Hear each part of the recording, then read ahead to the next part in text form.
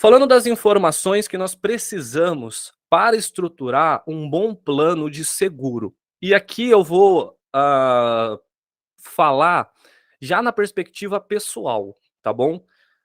Podemos olhar na perspectiva profissional, eu como planejador atendendo os meus clientes, mas vamos olhar, e isso vai servir, claro, para o espectro profissional, mas também serve para o espectro pessoal, tá legal? Quais são esses fatores que nós devemos considerar? O primeiro deles é o momento de vida. Então, nós temos que analisar o momento de vida do nosso cliente, ou até mesmo o nosso momento de vida, para julgar.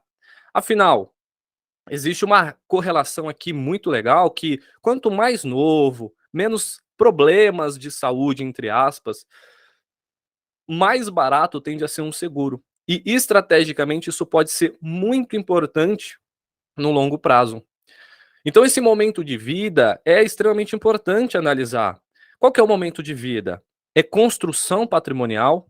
Então, qual que é esse momento? É construção patrimonial? É consolidação patrimonial? Ou já é usufruto daquilo que construiu, já na parte ali a partir dos 60 anos, vamos convencionar dessa forma. Qual que é o momento de vida da pessoa para que possa, de fato, fazer a estruturação de um plano para um seguro pessoal?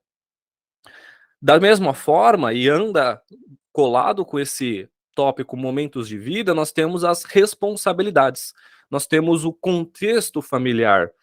Afinal, quando a pessoa é solteira, responsabilidades, contexto familiar é muito mais tranquilo, se é que nós podemos falar dessa forma, do que uma pessoa que é casada, que já tem agora um cônjuge e tem responsabilidades um pouco maiores do que o solteiro.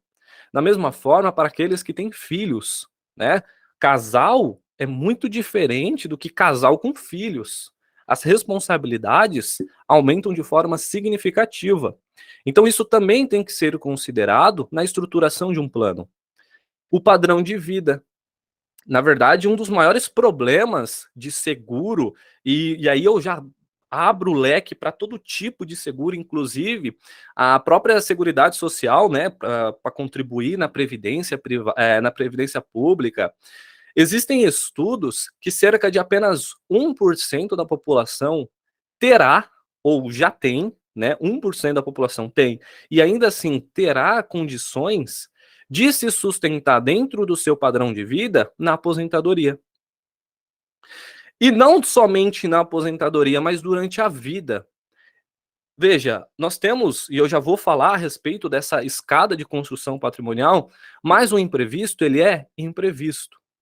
Então nós precisamos ter uma estrutura que se, e nós sempre desejamos que nunca aconteça, mas se vier a acontecer, o padrão de vida vai ser mantido? É possível reduzir esse padrão de vida?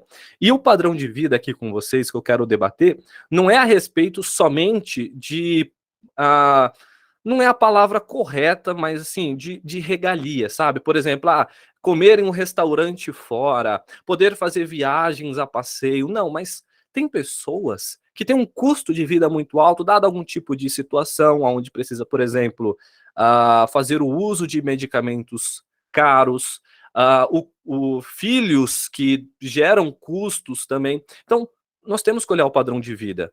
Não adianta prover de um seguro contratado, que eu vou dar um exemplo aqui, que me dará 100 mil reais para o cliente, para um ano, vou dar um exemplo aqui, vamos só para nós contextualizarmos, 100 mil reais para um ano, para esse cliente usar.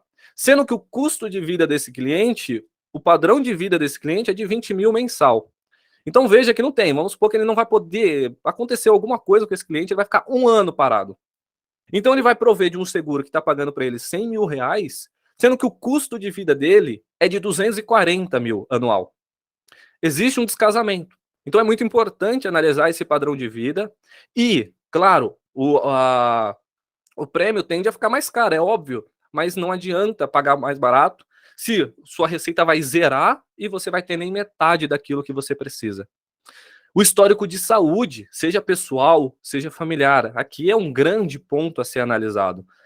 né? Se você pega históricos familiares, a pessoa pode... E isso tem uma síndrome muito grande com pessoas, principalmente pessoas novas, por exemplo, da minha idade, pessoas assim na faixa dos 20, até mesmo 30 anos, tem muito esse negócio assim, não, mas eu não tenho doença nenhuma e não vou desenvolver doença nenhuma, eu tô tranquilo. Todo tipo de seguro contratado é esperado que nunca aconteça. Ninguém contrata um seguro de carro querendo que o carro seja roubado. Ninguém contrata um seguro de vida querendo morrer. A verdade é essa. Ninguém faz isso. Por isso que eu falo, é uma conversa muito difícil com o cliente, né? Falar que existe a possibilidade do cliente morrer e deixar a esposa e filhos sozinhos. É difícil ter essa conversa, mas é necessário. Não é que nós estamos desejando mal em nada, mas nós estamos precavendo. Querendo que, para mim, um seguro de vida que eu nunca use. Ah, mas eu estou gastando dinheiro com prêmio. Tudo bem, é um dinheiro bem gasto, enquanto eu não estiver usando, para mim tá bom, porque eu estou aqui, em vida. Mas esse histórico de saúde é muito importante, junto comigo, eu analisando a mim mesmo, analisando a minha família, analisando o cliente, né? Então essa conversa é tanto para mim quanto para o meu cliente. Qual que é o histórico de saúde? Hoje você não tem nada, mas se você olhar seus antepassados, seus antecedentes, os seus pais, os seus avós, como que é a saúde deles? É aquela saúde de pedra, viveu até os 116 anos, lá no Ceará, de onde meu sogro veio, tem uma mulher lá que vive, já tá vivendo ainda, não sei dizer, 116 anos, zero problema, né? Só a velhice. Ou é pessoas que desenvolveram algum tipo de doença degenerativa, alguma doença autoimune, que geneticamente pode ser passado. Tá bom, não desenvolveu agora, mas é possível que seja, né? Não desejamos que faça, mas pode acontecer. As atividades profissionais e hobbies. Eu sou um exemplo claro disso. Eu sou um exemplo claro disso.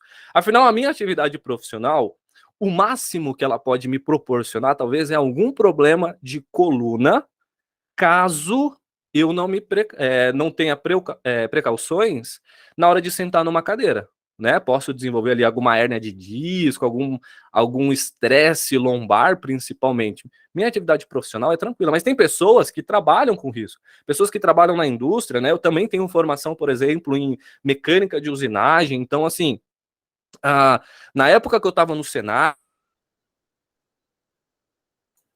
opa, tinha desligado o microfone. Na época que eu trabalhava pelo Senai, por exemplo, nossa, eu trabalhava com máquinas que geravam a 2.000 rotações por minuto a 1 metro de distância do meu rosto. O perigo era muito grande.